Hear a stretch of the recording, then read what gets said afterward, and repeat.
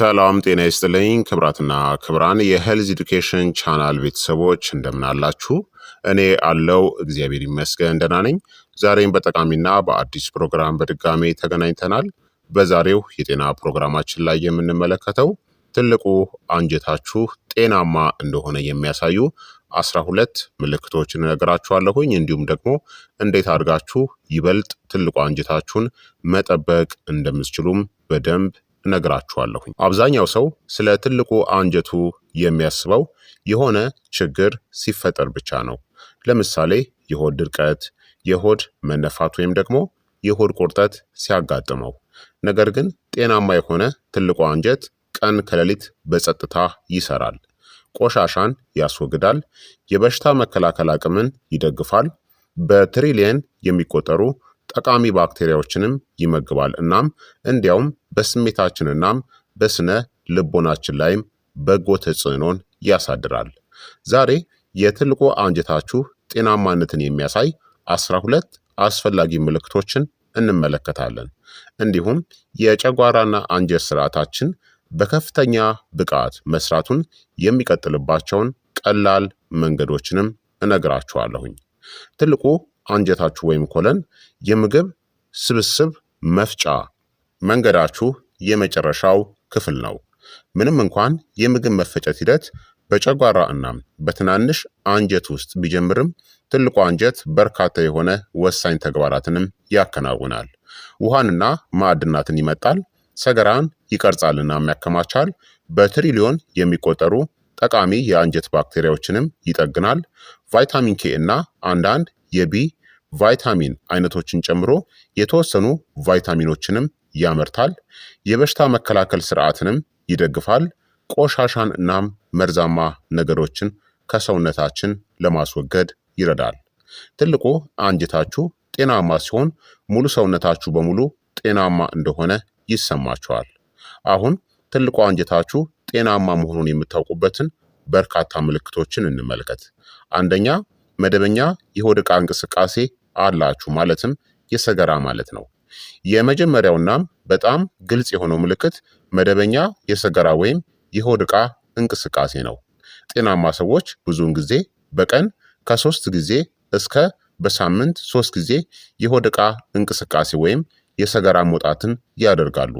በጣም አስፈላጊው ነገር የሂደቱ መደበኛነትና ወጥነት ነው። ጤናማ ትልቁ አንጀት ያለ አስፈላጊ ጭንቀትና ማማጥ በምቾት ይወጣል። በመደበኛነት በርካታ ቀናትን ግን የምታልፉ ከሆነ ወይም በተቅማጥ ምክንያት ሁል ጊዜ ወደ መጸዳጃ ቤት የምትጣደፉ ከሆነ ትልቁ አንጀታችሁ የችግር ምልክትን እየሰጠ ሊሆን ይችላል።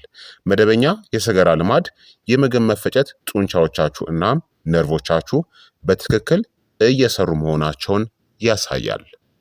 ሁለተኛ፣ ሰገራችሁ በጥሩ ሁኔታም የተቀረጸ ነው። ብታምኑም ባታምኑም ሰገራችሁ ስለ ትልቁ አንጀታችሁ ጤንነት ብዙ ይነግራችኋል። ጤናማ ሰገራ አብዛኛውን ጊዜ ለስላሳ ነው፣ የጸዳ ወይም ሙልጭ ያለ ነው፣ ለማስወጣትም ቀላል ነው፣ የሶሴጅ ቅርጽም ያለው ነው፣ ከመካከለኛ እስከ ጥቁር ቡናማ ቀለም ያለው ነው። በቋሚነት እጅግ በጣም ጠንካራ፣ ውሃማ፣ እንደ ፍሬ ጥብቅ ያለ ወይም እንደ እርሳስ የቀጠነ መሆን የለበትም። ከጥቂት ሳምንታት በላይ የሚቆዩ ለውጦች ከጤና ባለሙያ ጋር ልትመክሩባቸው ይገባል። ሶስተኛ፣ አልፎ አልፎ ካልሆነ በስተቀር የሆድ መነፋት አይሰማችሁም። እያንዳንዱ ሰው አልፎ አልፎ የሆድ መነፋት ያጋጥመዋል።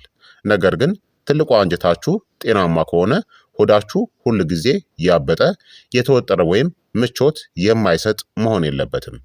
ጤናማ የአንጀት ባክቴሪያዎች ምግቦችን በብቃት ለመፍጨትናም ከመጠን በላይ የጋዝ ምርትንም ለመቀነስ ይረዳሉ። የማይለቅ የሆድ መነፋት ከአመጋገብ፣ ከምግብ አለመስማማት፣ ከሆድ ድርቀት ወይም ከሌሎች የምግብ መፈጨት ችግሮች ጋር የተያያዘ ሊሆን ይችላል። አራተኛ፣ ጋዝ በመደበኛ ሁኔታ ታወጣላችሁ።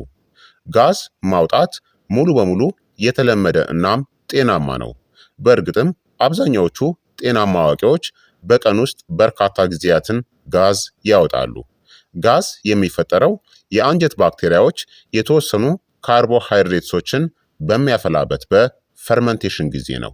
ጤናማ የሆነ ጋዝ ከመጠን በላይ ተደጋጋሚ አይደለም፣ ብርቱ ህመምን አያመጣም፣ ከማይለቅ የሆድ መነፋት ወይም ተቅማጥ ጋር አይቀላቀልም። በጣም ትንሽ ወይም እጅግ በጣም ብዙ ጋዝ በራሱ ሁል ጊዜ ችግር ላይሆን ይችላል። ነገር ግን ድንገተኛ ትልልቅ ለውጦች ትኩረት ያስፈልጋቸዋል። አምስተኛ ተደጋጋሚ የሆድ ድርቀት የለባችሁም። ጤናማ ትልቁ አንጀት ቆሻሻን በብቃት ያስወግዳል። በመደበኛ ሁኔታ እንዲህ ማድረግ የለባችሁም።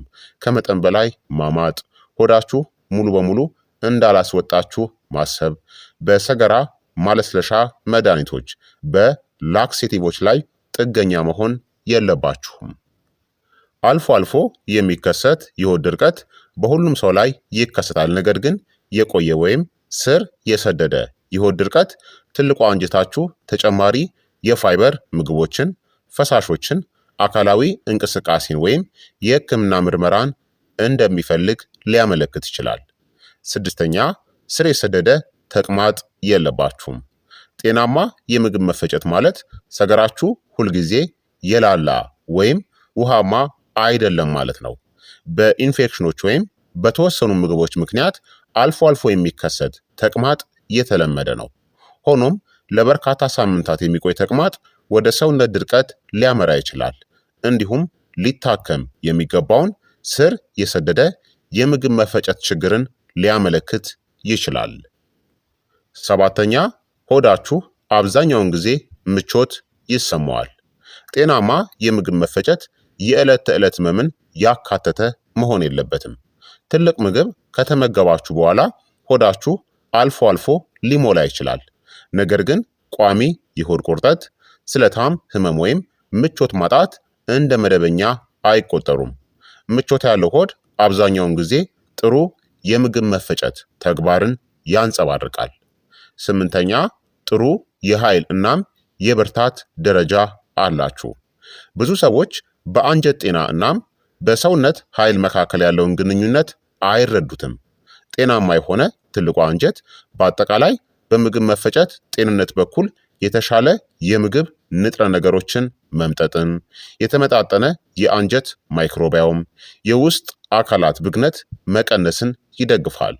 ብዙ ነገሮች በኃይላችን ደረጃ ላይ ተጽዕኖን የሚያሳድሩ ቢሆንም ጤናማ የምግብ መፈጨት ለተሻለ ስሜት ትልቅ አስተዋጽኦን ያደርጋል። ዘጠነኛ የምግብ ፍላጎታችሁም የተረጋጋ ነው።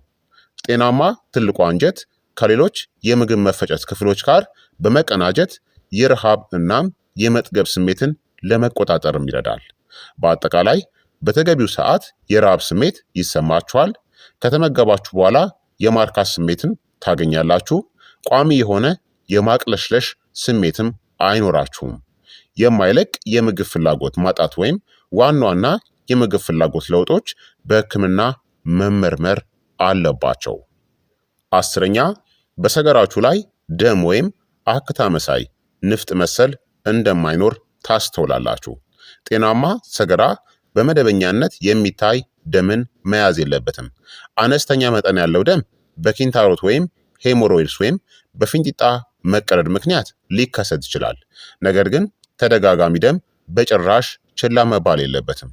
በተመሳሳይ ሁኔታ አነስተኛ መጠን ያለው አክታ መሰል በሰገራ ላይ አልፎ አልፎ መደበኛ ሊሆን ይችላል። ነገር ግን ዘላቂ ወይም ደግሞ ከመጠን በላይ የሆነ አክታ መሰል በተለይም ከተቅማጥ ወይም ህመም ጋር ተያይዞ የሚመጣ ከሆነ በጤና ባለሙያ መመርመር አለበት። 11ኛ ከምግብ በኋላ ጥሩ የማገገም ወይም የመመቸት ስሜት ይኖራችኋል። ጤናማ የምግብ መፈጨት ማለት ምግብ ከፍተኛ ምቾት ማጣትን ሲያስከትል በምግብ መፈጨት መስመራችሁ ውስጥ ያልፋል ማለት ነው። ከተመገባችሁ በኋላ አብዛኛውን ጊዜ ይህ ስሜት ሊሰማችሁ ይገባል። ምቾት ያለው ቀለል ያለና የረካ ከምግብ በኋላ የሚኖር ጥሩ ስሜት አብዛኛውን ጊዜ ጤናማ የምግብ መፈጨት ተግባርን ያንጸባርቃል። 12ኛ በአጠቃላይ ደህና እንደሆናችሁም ይሰማችኋል። የጤናማ ትልቁ አንጀት ትልቁ ምልክት ብዙ ሰዎች ትኩረት የማይሰጡት ነገር ነው። በቀላሉ ደህና እንደሆናችሁ ይሰማችኋል። ጤናማ የምግብ መፈጨት አብዛኛውን ጊዜ የተሻለ እንቅልፍ፣ የበለጠ ምቹ የዕለት ተዕለት ህይወት፣ መደበኛ እናም ወጥ የሆድ ዕቃ ልማድና የተሻሻለ የህይወት ጥራትን ይደግፋል ማለት ነው። ታዲያ ትልቁ አንጀታችሁ ብቸኛው ምክንያት ባይሆንም በአጠቃላይ ጤና ላይ ግን ትልቅ የሆነ ሚናን ይጫወታል ማለት ነው።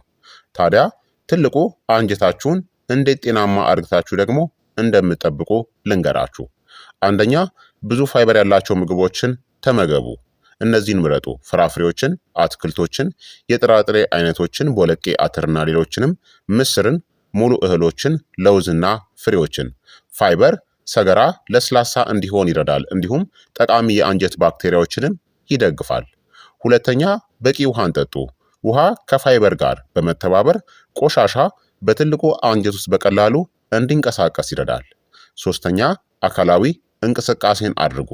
መራመድ፣ ብስክሌት መንዳት፣ ዋና እናም መደበኛ እንቅስቃሴዎች ጤናማ የአንጀት እንቅስቃሴን ያነቃቃሉ፣ እንዲሁም የሆድ ድርቀት አደጋንም ይቀንሳሉ። አራተኛ፣ የአንጀት ማይክሮባዮማችሁን መግቡ።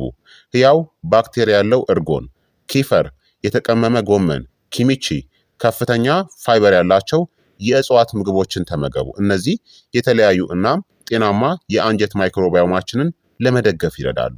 አምስተኛ፣ እጅግ በጣም የተቀነባበሩ ወይም የተዘጋጁ ምግቦችን ቀንሱ። ፋይበራቸው አነስተኛ የሆኑ እጅግ በጣም የተቀነባበሩ ወይም የተዘጋጁ ምግቦችን በብዛት መመገብ ለአነስተኛ የምግብ መፈጨት ጤና አስተዋጽኦ ሊያደርግ ይችላል።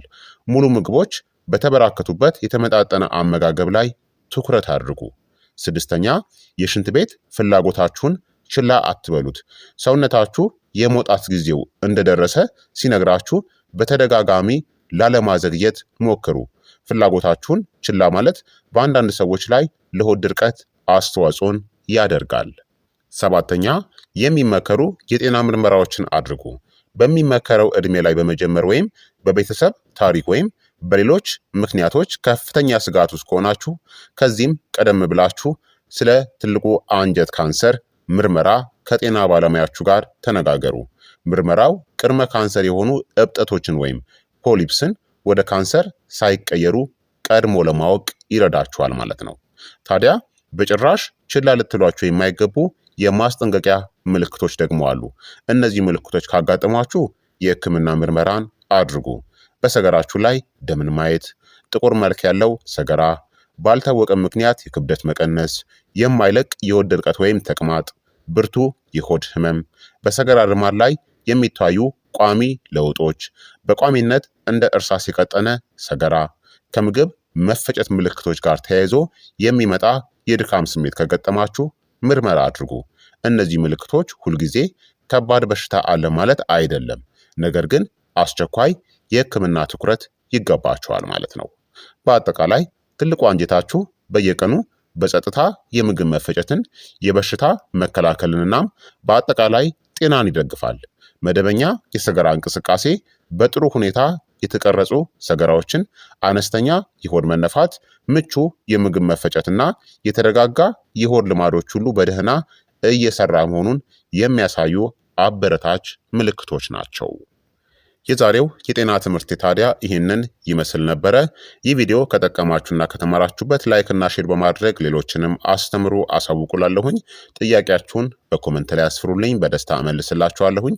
አዲስ ከሆናችሁ ደግሞ ሰብስክራይብ ማድረጋችሁን እንዳትዘነጉ። በቀጣይ የጤና ትምህርት እስከምንገናኝ እኔንም እናንተንም ቸር ያቆየን። መልካም ጊዜ፣ መልካም ቆይታ። ቻው ቻው።